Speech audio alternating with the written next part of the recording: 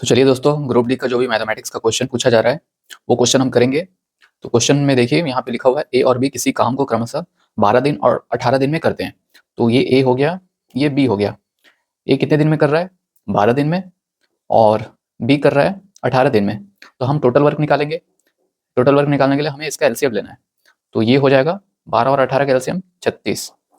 और इफिशियंसी हम निकालेंगे तो ये हो जाएगा 12 तिया 36, 18 दूनी 36। तो ये हो जाएगा एफिशिएंसी। अब आगे क्वेश्चन बोला है दोनों 2 दिन तक काम करते हैं, मतलब दोनों साथ में काम करते हैं 2 दिन के लिए। तो 2 दिन के लिए इनका एफिशिएंसी क्या हो जाएगा? 3 2 5। तो 2 दिन तक ये लोग काम करेंगे तो ये हो जाएगा 10 काम ये लोग कर लिए। तो 36 काम में से ये 10 काम माइनस कर लेंगे। तो अब बचेगा कितना? टोटल वर्क में से ये 10 माइनस करेंगे तो ये आ जाएगा रिमेनिंग वर्क। रिमेनिंग वर्क आ जाएगा 26। अब ये 26 काम कौन करेगा? देखते हैं क्वेश्चन में क्या बोला है। 2 दिन तक काम साथ में किए, फिर ए काम करना छोड़ देता है, ए काम छोड़ दिया। बी अकेले शेष काम पूरा करता है, मतलब आगे का जो भी 26 काम है बी करेगा। तो ये 26 काम कौन करेगा? बी करेगा। कितनी एफिशिएंसी से? 2 से। तो ये हो जाएगा 13। मतलब 26 काम बी 13 दिन में करेगा। ठीक है। क्वेश्चन में क्या बोला है? संपूर्ण काम खालिस्तान दिन में पूरा हो जाता है। तो मतलब टोटल काम कितने दिन हुआ? ये 13 दिन, और दोनों साथ मिलकर 2 दिन किए थे। तो 13 + 2 ये हो जाएगा 15। तो 15 दिन काम चला। तो हमारा राइट आंसर हो जाएगा ऑप्शन 3।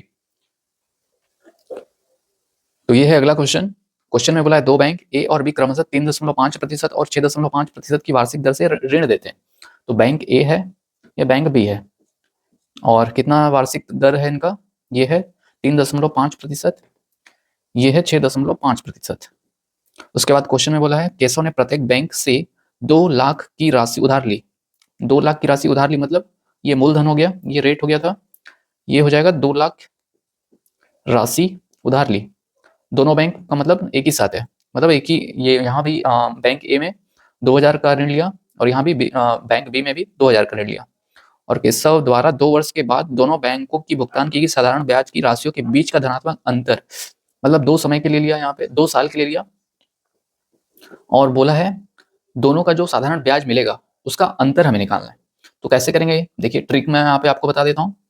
देखिए यहाँ पे साधारण ब्याज निकालने का सबसे आसान तरीका ये क्या है? 2 लाख, ये 2 लाख है, ये 100% का मान है।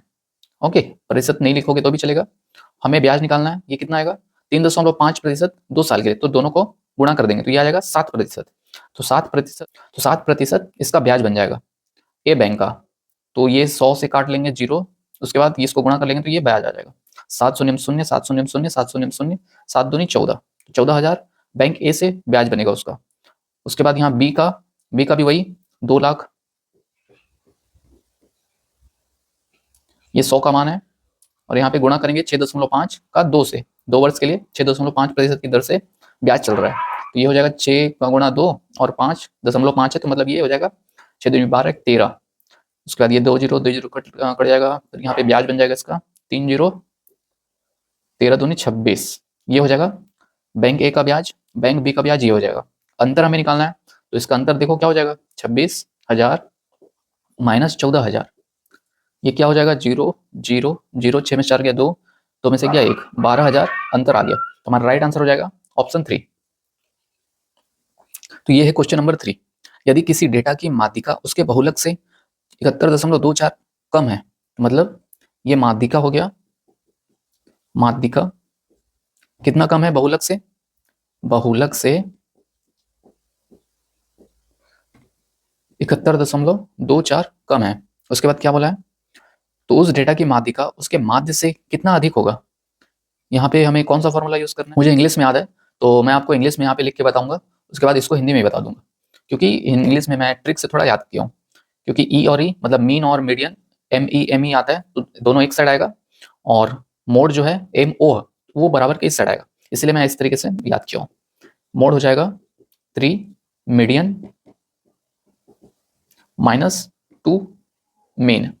इसको मैं ऐसे याद किया हूँ, जैसे ME दोनों एक साथ है ना, मीडियन में ME, मीन में ME, तो दोनों बराबर के एक साइड रहेगा। और MO यहाँ पे एक ही है ना, इसलिए बराबर के इस साइड रहेगा। तो इस तरीके से आप याद रख लीजिएगा, क्योंकि ये बहुत आपको कंफ्यूज कर सकता है। तो ये मोड क्या है? यहाँ पे बहुलक है, बहुलक बराबर 3, मीडियन मतलब माध्यिका, माध्यिका -2 माध्य। ये इसका हिंदी में हो गया। अब हम इसका यूज करेंगे और इसका आंसर करेंगे। तो क्वेश्चन में क्या बोला है, बहुलक क्या हो जाएगा, यहाँ पे बहुलक हो जाएगा, यहाँ से आप देख लीजिए, बहुलक बराबर हो जाएगा,